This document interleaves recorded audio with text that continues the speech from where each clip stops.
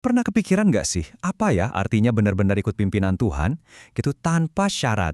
Nah, bahasan kita hari ini, kemanapun Tuhan memimpin, bakal ngajak kita buat merenungkan sebuah perjalanan iman yang, ya, menuntut segalanya dari kita. Kalimat ini dari sebuah himne karya B.B. McKinney. Dan ini bukan cuma sekedar lirik lagu loh, ini tuh sebuah deklarasi. Sebuah komitmen yang radikal banget yang bisa benar-benar mengubah total arah hidup kita. Yuk kita coba bedah lebih dalam, apa sih sebetulnya arti di balik pernyataan iman yang sekuat ini? Jadi, saat kita mengucapkan kalimat tadi, itu artinya kita siap menyerahkan hidup kita secara total.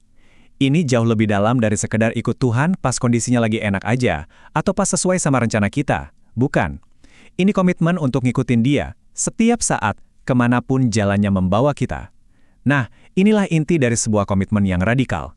Perjalanan ini, ya, dimulai dengan satu langkah yang mungkin rasanya paling berat, melepaskan kendali. Artinya, kita secara sadar menyerahkan peta masa depan yang udah kita gambar sendiri, ambisi-ambisi pribadi kita, semua rencana kita serahin ke tangan Tuhan. Ini dia poin krusialnya. Saat kita memutuskan untuk ikut Yesus, kita secara sadar melepas peran kita sebagai sutradara hidup. Kita kasih hak itu ke Dia yang tahu jalan terbaik. Ini tuh pergeseran yang fundamental banget loh, dari kemandirian yang mungkin kita banggakan, menjadi ketergantungan ilahi yang justru membebaskan. Dan kebenaran ini tuh dasarnya kuat banget di kitab suci. Amsal ngingetin kita untuk nggak bersandar sama pemahaman kita yang terbatas. Kenapa? Karena saat kita percaya sepenuhnya, Tuhan janji loh, Dia akan meluruskan jalanmu. Dia bakal bikin jalur yang tadinya mungkin terasa berliku dan nggak jelas, jadi lurus dan pasti. Terus prakteknya gimana dong sehari-hari? Kita bisa mulai dengan, ya, secara aktif menyerahkan rencana-rencana kita lewat doa. Terus kita latih hati kita untuk percaya kalau pimpinannya itu selalu baik, bahkan saat rasanya aneh atau nggak masuk akal. Dan pas godaan buat ngambil alih kendali lagi muncul, kita bisa memilih buat ngingetin diri sendiri. Jangan bersandar pada pengertianku sendiri. Oke, sekarang kita masuk ke bagian berikutnya, karena kita harus jujur-jujuran nih. Jalan ini nggak selamanya mulus. Ada harga yang harus dibayar untuk sebuah ketaatan yang sejati. Dan ini adalah bagian dari perjalanan yang seringkali benar-benar menguji iman kita. Kenyataannya adalah, ikut Tuhan itu akan menuntut pengorbanan. Bisa jadi kita mengorbankan kenyamanan kita, hubungan, karir, atau bahkan reputasi. Ketaatan sejati itu diujinya bukan pas semuanya lancar jaya, tapi justru saat kita harus membayar harga untuk itu. Yesus sendiri ngejelasin ini dengan gamblang banget. Sangkal diri, pikul salib setiap hari. Ini gambaran yang kuat sekali. Salib itu kan bukan perhiasan ya, tapi alat eksekusi. Ini bicara soal kematian harian atas keinginan diri kita sendiri demi mengikuti kehendaknya. Secara praktis, ini ngajak kita buat siap keluar dari zona nyaman, mungkin ke sebuah tugas baru yang terasa menakutkan.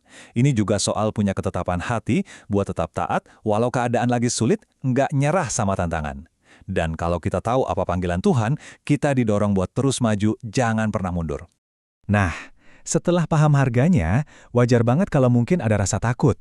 Tapi, disinilah kabar baiknya. Pemimpin yang kita ikuti ini bisa kita percaya sepenuhnya.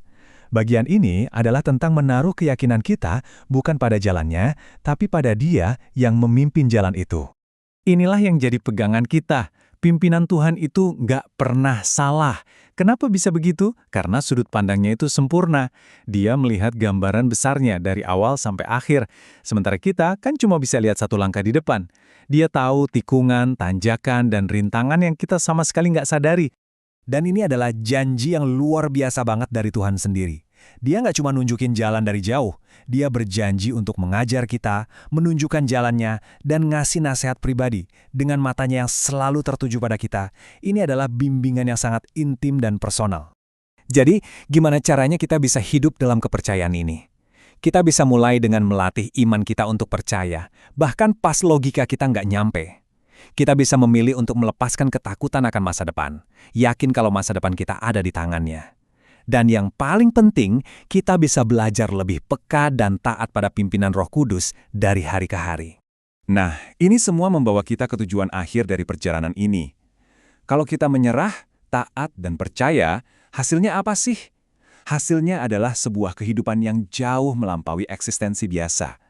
Hasilnya adalah hidup yang benar-benar bermakna. Percayalah, Tidak ada satupun langkah yang kita ambil dalam ketaatan kepada Tuhan yang bakal sia-sia. Setiap pengorbanan, setiap tindakan iman, itu semua sedang membangun sebuah kehidupan dengan tujuan ilahi. Dan inilah jawaban atas kerinduan terdalam setiap manusia untuk hidup demi sesuatu yang lebih besar dari diri kita sendiri. Jadi, di mana kita menemukan makna itu? Ayat ini nunjukin kalau makna sejati itu ada dalam pelayanan dan kedekatan dengan Yesus. Janjinya sederhana, kalau kita ngikutin dia, kita akan bersama dia. Dan nggak ada tempat yang lebih bermakna daripada berada di dalam hadirat dan kehendaknya. Untuk menemukan makna ini, kita bisa mulai dengan mengubah cara pandang kita. Melihat hidup kita bukan sebagai milik sendiri, tapi sebagai sebuah panggilan dari Tuhan. Kita bisa berdoa supaya kita bisa jadi alat di tangannya. Dan pada akhirnya, kita akan sadar kalau tujuan sejati itu nggak ditemukan di pencapaian duniawi, tapi dalam ketaatan sederhana kita sehari-hari kepadanya. Kita kembali lagi ke awal. B.B. McKinney, ini bukan cuma nulis lirik yang indah. Dia hidup dengan keyakinan ini. Baginya, menjadi orang Kristen itu ya artinya siap sedia buat pergi kemanapun Tuhan pimpin, tanpa syarat, tanpa kompromi. Wah, sebuah warisan yang benar-benar menantang kita semua ya. Sekarang, semua penjelasan ini akhirnya bermuara pada satu hal. Sebuah pertanyaan. Pertanyaan yang ditujukan bukan ke pikiran kita, tapi ke hati kita. Apa respon pribadi kita terhadap panggilan ini?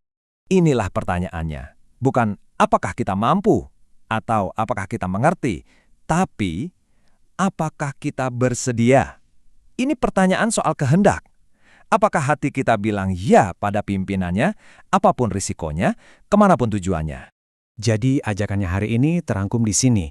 Yuk kita ambil keputusan untuk menyerahkan arah hidup kita, untuk berkomitmen taat, bahkan kalau itu menuntut pengorbanan, untuk menaruh kepercayaan penuh pada pimpinannya, dan untuk mulai hidup sesuai dengan panggilannya yang mulia bagi kita. Semoga ini bisa menjadi doa dan komitmen dari hati kita hari ini. Sebuah penyerahan total, sebuah langkah iman yang berani. Tuhan, kemanapun Engkau memimpin, aku akan mengikuti. Amin.